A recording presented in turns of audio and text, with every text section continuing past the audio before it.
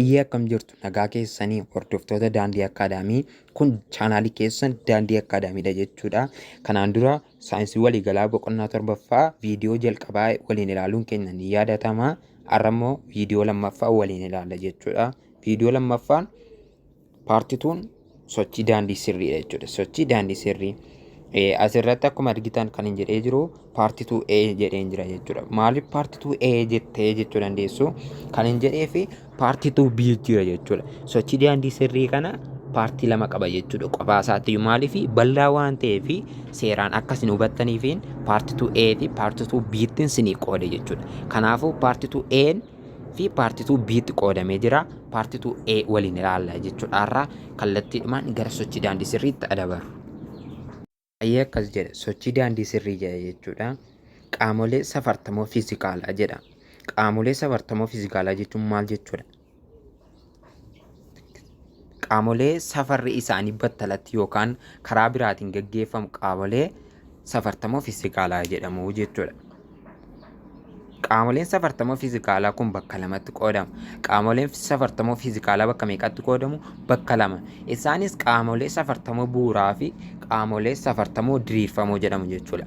Maal jechuudha kana jechuun? Warreen bu'uura jechuun maal jechuudha? Bu'uura jechuun wanti tokko jira jedhee jalqabuma kan jiru jechuudha. Ituu yaada sanatti hin galiin isiniif ibsuuf hin jedhe. Diriirfamoo jechuun immoo maal jechuudha? Warreen bu'uurarraa kan dhufan jechuudha. Bu'uurri jiru jedhee qaamolee warra bu'uuraarraa kan maddan immoo maal jedhamu? Diriirfamoo jedhamu jechuudha.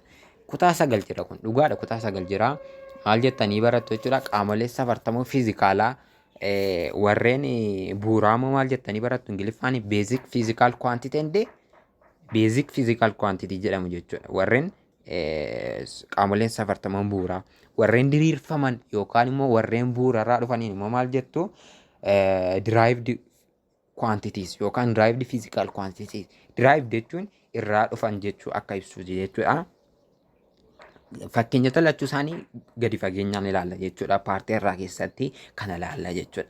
Qaamolee safartama bu'uuraa kanneen jedhaman hanga yeroo, dheerina, tempereechera, hamma maatarii, kaarentii elektirikaa fi cimina ifaati jechuudha.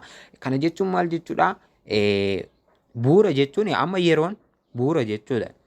Yeroo wanta biraarraa dhumne yeroon yeroodhuma dheerinni dheerinuma tempereecheruma bu'uura jechuudha. Kana qabachuu qabdu. Torba jira kutaa 9 jira jechuudha. Kuni hanga yeroo, dheerina, kaarentii elektirikii, hamma wantoota tempereechera yookaan cimina ifaati jechuudha. Yoo barattoota naachuraal saayinsii taatan kun baay'ee isin fayyada jechuudha. Mee tokko tokkoon haa ilaallu. Hanga jechuun maal jechuudha? Afaan Ingiliffaan. Afaan Ingiliffaan maas jechuudha. Maasiin maalidha jechuudha? Hanga jechuudha. Maasiin bakka bu'iinsa emmiidha jechuudha. Hangi haadha maaliif bakka buune jechuu dandeessu? Kun afaan Oromoo irraa hin dhufu. Bakka bu'iinsa maalirraa dhufa? Afaan saayinsawaa yookaan afaan warra saayintistoonni walii galanidha. Kanaafuu maasii irraa dhufe jechuudha. Hangi maasiidha. Maasiin immoo emmiidha jechuudha. Hangi immoo maaliin safarama? Kiloogiraamiidha jechuudha. Kiloogiraamiin immoo bakka bu'iinsa keejiidha jechuudha. Keejii yookaan kaagaadha. Yeroon immoo maalidha? Ingiliffaan taayimiidha jedhe. Kanaafuu taayimiin immoo maaliin jalqaba? Tiidha jechuudha. Bakka bu'ee yeroo maalidha? Tiidha. Warreen kun maal jedhamu? Qaamolee safartamoo bu'uuraati jechuudha. Bakka bu'iinsa tiidha. Yuunitii waaltawaa yeroo maalidha? Sekendiidha. Kana qabadhaa. Yuunitii waaltawaa yeroo kamii? Sekendiidha jechuudha. Bakka bu'iinsa sekendii immoo maalidha? Siidha jechuudha. Dheerinni maaliin bakka bu'a? Liidha kun. L xiqqaadha. Dheerina jechuun Ingiliffaa leengis jechuudha. Leengis L'dhaan jalqaba. L kanarraa dhufe jechuudha. Dheerinni maaliin safarama jechuudha? Meetiraan safarama jechuudha. Bakka bu'een meetiraa immoo maalidha? Maa xiqqaadha jechuudha.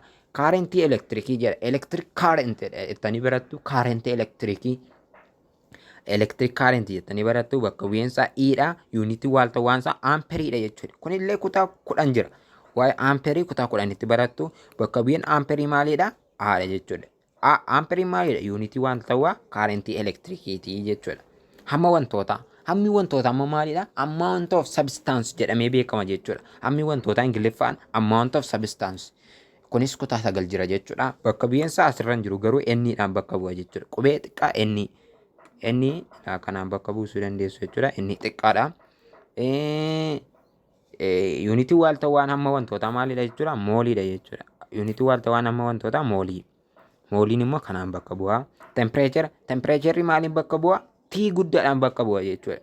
La T kana yoo xiqqeessine maal ta'a jechuudha yeroo ta'a jechuudha. La T xiqqaan yeroodha taayimii waan ta'eef. T guddaan immoo maalidha tempereechera jechuudha. Yuunitii waaltawwaan tempereechera maalidha kelviniidha jechuudha. Kelvin. Amma isin yuunitiiwwan tempereechera safaruuf gargaaran sadiitu jiru. Isaanis seelsheesii, keelvinii fi faaraanaayitiidha jechuudha. Isaan kana keessaa yuunitii waaltawwaan kamiidha kelviniidha jechuudha. Kelvinii. Cimina ifaa. Cimina ifaa yookaan immoo luminous intensity jedhamee beekama afaan Ingiliffaatiin kun bakka bu'iinsa E'dha jechuudha. Amma sitti current electricity'n E'dha. Luminous intensity'n E'dha jechuudha. Akka waliin sinni doggorsine yuunitii waaltawwaan ciminni ifaa maalidha kaandeellaadha jechuudha. Kaandeellaadha jechuudha. Bakka bu'eensaa immoo maalidha jechuudha. Kaandeellaan CD'dhaan bakka bu'aa jechuudha. Kun warreen kun hundinuu bu'uura jechuudha. Kana qabadhaa sammuutti. Mee kana ilaallu qaamoleen safartamoo diriirfamoon kanneen qaamolee safartamoo bu'uuraa lamaa fi isaa olirraa kan ijaaramanidha. Sila maal hin jedhe warreen diriirfamoon maalirraa dhufan hin jedhe bu'uurarraa dhufan hin jedhe bu'uura lamaa fi isaa olirraa dhufanidha jechuudha. Fakkeenya ariitiin maalidha jechuudha bakka bu'eensaa V'dha jechuudha. Qubee V'dha. Guula jechuun immoo A xiqqaadhaan bakka bu'na jechuudha. Guulli jechuun jijjiirama ariitii yeroo yuunitii tokko keessatti fudhatame jechuudha. Kanaafuu guula jechuun A'n walqixa maal ta'a jechuudha. V irra T ta'a jechuudha. V'n maalidha? Ariitii irra yerooti jechuudha. Kanaafuu laasirratti hubachuu dandeessu. Amma guulli kuni maalirraa dhufe? Ariitiidhaa fi yeroo irraa dhufe jechuudha. Kanaafuu guulli wanta lamaarraa dhufe qaamolee safartamoo bu'uuraa lamaa fi isaa olirraa dhufe. Kanaafuu ariitiin maalidha jechuudha? Diriirfamoodha jechuudha. Guulli. Ariitiin immoo maalidha? V'n immoo maalidha? Fageenya deemame irra yerooti. Fageenyi S'dha. Irra taa xiqqaa jechuudha. Kanaafuu kunillee maalirraa dhufe jechuudha? Fageenya irra yerooti jechuudha. Kunillee wantoota lamarraa dhufe. Kanaafuu diriirfamoo jedhaman jechuudha. Humnillee akkuma kanaadha jechuudha. Qo'achuu dandeessu seeraan sinii. Akkasumas qaamoleen safartamoo kallattii isaan qaban irratti hundaa'uun kalqabee fi kaldhabee jedhamuun bakka lamatti qoodamu jechuudha. Kalqabee jechuun warreen hamma qabanii kallattiis kan qaban jechuudha. Kaldhabee jechuun immoo akkuma mataasaa argitan kallattii hin qabu jechuudha. Kallattii dhabee jechuusaati kaldhabee jechuudha. Kalqabeen hanga qabaa kallattiis qaba. Hamma qaba kallattiis qaba. Kaldhabeen hamma qaba garuu kallattii hin qabu jechuudha. Kaldhabeen immoo afaan Ingiliffaatiin kalqabeen veektar jedhama. Kaldhabeen immoo iskaalar jennee waamna jechuudha. Amma qaamolee safaramoo hamma qabaniin qofaan ibsamu kaldhabee jedhamu jechuudha. Hamma qofaan ibsamu jechuudha. Maaloon kaldhabeen fageenya hamma qofaan kan ibsaman hanga fakkeenyaaf hanga keessan amma ani kiloogiraama 46 jechuudha. Surraan maqaan kun surraadha jechuudha. Surraan kiloogiraama 46 yoo jenne kallattii qabaa kun kallattii hin qabu jechuudha. Fageenya isin deemtanii kallattii hin qabu. Yoo barbaaddan gara mirgaatti goruu dandeessu, gara bitaatti goruu dandeessu. Wal keessa maramaa wayiiti kallattii hin qabu jechuudha. Saffisa annisaa amma fakkeenya inerjii 50 juuliyoon siniin jedhee kallattii qabaa kun hin qabu jechuudha. Kanaafuu kaldhabee jedhamu jechuudha. Qaamoleen safaramoo hammaa fi kallattiidhaan ibsaman kalqabee jedhamu jechuudha. Asitti immoo akkas jedha. Qaamoleen safaramoo hammaa fi kallattiidhaan ibsaman immoo maal jedhamu? Kalqabee jedhamu jechuudha. Fakkeenyaaf qaxxaamura jechuun akkamitti kalqabee akka ta'e isinitti agarsiisa booda. Ariitii, guula, humnaa fi kan kana fakkaatanidha jechuudha. Mee warreen qaamolee safartamoo bu'uuraa ilaalleerra. Warreen amma kan ilaallu warreen diriirfamoodha jechuudha. Diriirfama fageenya qaama safaramaa fiizikaala dheerinaa wanti tokko adeeme jechuudha. Wanti kallattii kamirrayyuu deemu dheerina karaa adeemee fageenya jedhama jechuudha. Isa waliin ilaalla. Qaxxaamura jechuun wanti tokko yommuu socho'u bakka itti argamu ni jijjiira. Jijjiiramni argame birqamaan kallattii murtaa'een taasifamu kun qaxxaamura jedhama. Fageenyi gabaabaa qabxiilee lama gidduu jiru qaxxaamura jedhama jechuudha. Akkasumas kallattii murtaa'e irra deemu. Kanarratti fakkii kanarratti hubattu jechuudha. Amma namtichi kuni A'arraa kaasee ba'aa dhufuu fi yeroo daandiin isaa kanaadha. Garuu daandiin hin jiru. Kanaafuu A'arraa kaasee ba'aa dhufuun maal godhee daandii kanarra bee jechuudha. Inni deeme kun maalidhaa? Fageenya jechuudha. Fageenyi kan akkamittiin immoo kaldhabee ta'e amma al tokko gara akkasiitti deemeera. kallattii kanaan deemeera jechuudha. Al tokko immoo kallattii kanaan deemeera argitanii. Al tokko immoo kallattii kanaan dhabee deemeera. Kanaafuu kallattiin isaa hin beekamu jechuudha. Kallattii hedduurra deeme. Kanaafuu fageenyi kal dhabee ta'e jechuudha. Qaxxaamurri immoo maalidha jechuudha beektu? Qaxxaamura jechuun akkuma maqaa isaa irraa argitan karaa qaxxaamuraa jechuudha. Amma namtichi kuni amma kanarra deemu kallattiidhumaan asirra deema jechuudha. Kallattiidhumaan asirra deema. Kun maal jedhamu jechuudha? Qaxxaamura jedhama jechuudha. Kanaafuu maal jedhama beektu? Asirratti lakkas jedha. Fageenyi qabxii lama gidduu jiru qaxxaamura jedhama jechuudha. Fageenyi gabaabaa. Amma fageenyi dheeraan maalidha? Inni dheeraan maal jedhama? Fageenya jedhama jenneerra inni dheeraan inni gabaabaan immoo maal jedhama? Fageenyi inni gabaabaan qaxxaamura jechuudha. Maaliif baay'ee gabaabaadha argitanii karaa gabaabaa deemtu waan ta'eef. Sinii galeera jedhee yaada. Qaxxaamurri immoo akkamitti kalqabee ta'e kunoo kallattiima tokko qofaan ibsama jechuudha. Kallattiinsa kallattiima kana qofaan ibsamee jechuudha. Kanaaf jechuudha. Sinii galeera jedhee yaada. Fageenyaa fi qaxxaamurri hariiroo waliin qabu.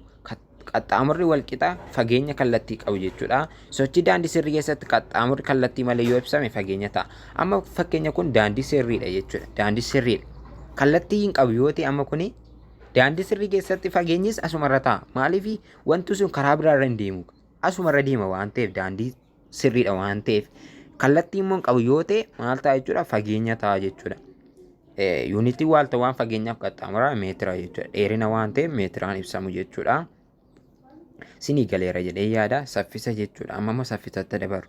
Saffisa fageenya yeroo murtaa'e keessatti adeemame ibsa. Saffisni kal dhabeedha. Iddoo bu'een isaas V jechuudha. Qubee V xiqqaadha jechuudha. Wanti tokko fageenya inni deeme yeroo itti fudhate firuun kun argamu saffisa jedhama jechuudha. Amma fakkeenya saffisa ilaalu. V'dhaan bakka buufna jechuudha. V. Maaliin jedhe? Fageenya deemame yeroo itti fudhate jechuudha. Fageenya deemame jechuun maalidha? Fageenyi bakka bu'eensa S'dha. Saadha.